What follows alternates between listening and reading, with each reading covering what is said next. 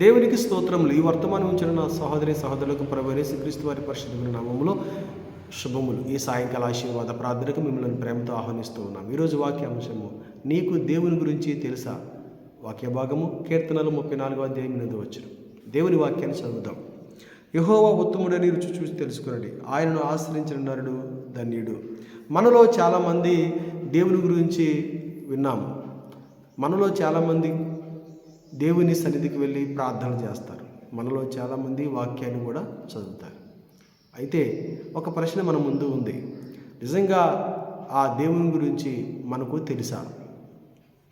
ఈ లేఖన భాగంలో రుచి చూసి తెలుసుకోండి అని దావీదు భక్తుడు ఒక సలహా ఇస్తూ ఉన్నాడు.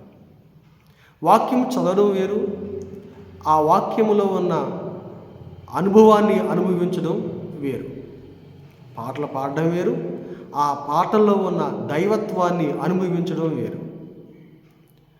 ప్రార్థన చేయడం వేరు, ప్రార్థనలో ఉన్న దేవుని మహిమను అనుభవించడం వేరు. మరి ఇంకా మనకి అర్థం కావాలంటే, మీతో ఎవరైనా తేనె మధురముగా తీయగా ఉంటుంది అని చెప్పవచ్చు. అది నీకు ఎప్పుడు తెలుస్తుంది? అది ఎంత తీయగా ఉందో నీవు దాన్ని రుచి చూసినప్పుడు మాత్రమే. అలాగే నీవు దేవుని సన్నిధిలో ఆ ప్రేమను అనుభవించినప్పుడు మాత్రమే ఆ దేవుడు ఎలాంటి వాడో నీవు తెలుసుకోగలవు. ప్రియ దేవుని బిడ్డలారా, ఆ దేవుని గుణగణాలు ఇక్కడ 2 రాయబడి ఉన్నాయి. మొదటి గుణం ఉత్తముడు, అంటే మంచివాడు. ఆ దేవుడు మంచివాడు.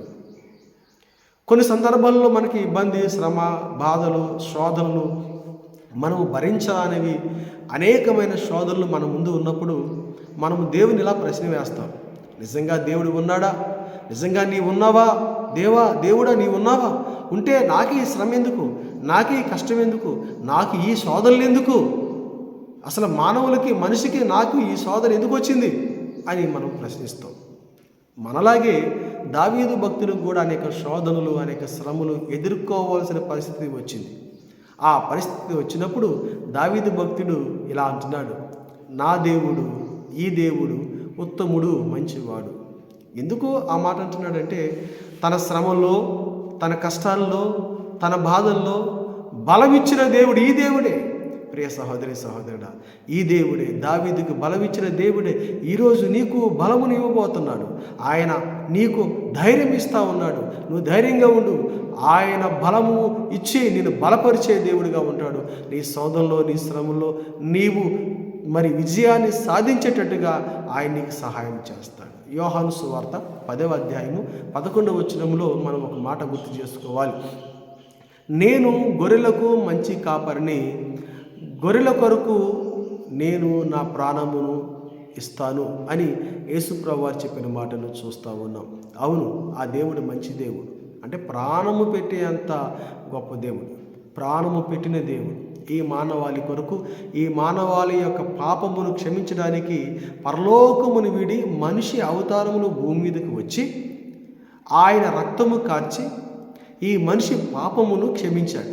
అంత మాత్రమే కాదు, ఈ మనిషిని మరణము తర్వాత స్వర్గానికి తీసుకొని వెళ్ళడానికి, పరలోకానికి తీసుకుని వెళ్ళడానికి ఆ దేవుడు చనిపోయి సమాధి చేయబడి 3వ దినమున తిరిగి లేచి సజీవుడిగా నిలిచాడు. ఆ సజీవుడైన దేవుణ్ణి ఎవరైతే నమ్ముతారో ఆ నమ్మిన వారికి రక్షణ, నిత్యజీవము, పరలోకమును, స్వర్గాన్ని ఇస్తా ఉన్నాడు. అంత మంచి దేవుడు ఈ దేవుడు. మరి ఈ దేవుని గురించి నీవు తెలుసుకున్నావా? ఈ 2వ గుణం, ఆయనను ఆశ్రయించిన వారు ధన్యులు. మరి ఎవరు ఆయనను ఆశ్రయించాలి? ఈ భూమి మీద ఉన్న ప్రతి నరుడు ఆయనను ఆశ్రయించవచ్చు. ఏ భేదము లేదు, కలరు భేదము లేదు, ధనము భేదము లేదు, వస్త్ర భేదములు లేవు, స్త్రీ పురుషుడనే లింగ భేదము లేదు. ఆయనను ప్రతి ఒక్కరూ ఆశ్రయించవచ్చు. ఆయనను ఆశ్రయించిన వారికి మరి వారి జీవితాలను ధన్యులుగా దేవుడు మారుస్తాడు. ఆమోసు గ్రంథము 5వ అధ్యాయము 4వ వచనం, నన్ను ఆశ్రయించుడి, నన్ను ఆశ్రయించిన ఎడల మీరు బ్రతుకుదురు. దేవుని ఎవరైతే ఆశ్రయిస్తారో వారికి నూతన జీవితాన్ని ఇస్తాడు, నూతన బ్రతుకునిస్తాడు. పాతవన్నీ గతించిపోతాయి. ఈ రోజు నుంచి దేవుడు నూతన జీవితాన్ని నీకు ఇస్తాడు. సహోదరి సహోదరుడా, నీవు ఆ దేవుని ఆశ్రయిస్తే, ఆ దేవుని సన్నిధికి నీవు వస్తే నీ జీవితాలు ధన్యకరంగా మార్చబోతాయి. ఆ దేవుడు జీవితాన్ని మార్చివేస్తాడు. కాలంలోను పరిస్థితులను మార్చివేసే దేవుడు, సర్వశక్తి గల దేవుడు. అసాధ్యమైనది ఏదీ లేదు ఆ దేవునికి. ఈ వాక్యములో మనం నేర్చుకుంటున్న 2 ప్రాముఖ్యమైన గుణాలు. మొదటిది, ఆయన మంచి దేవుడు. ఆయన నీ కొరకు ప్రాణం పెట్టే దేవుడు. నీ పాపములను క్షమించి నీకు క్షమాహృదయం కలిగజేసిన దేవుడు. నీ మీద శిక్ష రావడానికి బదులుగా నీ శిక్షను ఆయన భరించిన దేవుడు. నిన్ను స్వర్గానికి తీసుకువెళ్ళే దేవుడు. 2, ఆయన ఆశ్రయిస్తే నీ జీవితాన్ని మార్చే దేవుడు, నీకు బ్రతుకునిచ్చే దేవుడు, నూతన జీవితాన్నిచ్చే దేవుడు, నీ కన్నీళ్లను తుడిచి ఆనంద సంతోషమునిచ్చే దేవుడుగా ఆ దేవుడు నీ జీవితంలో ధన్యకరంగా ఉంటాడు.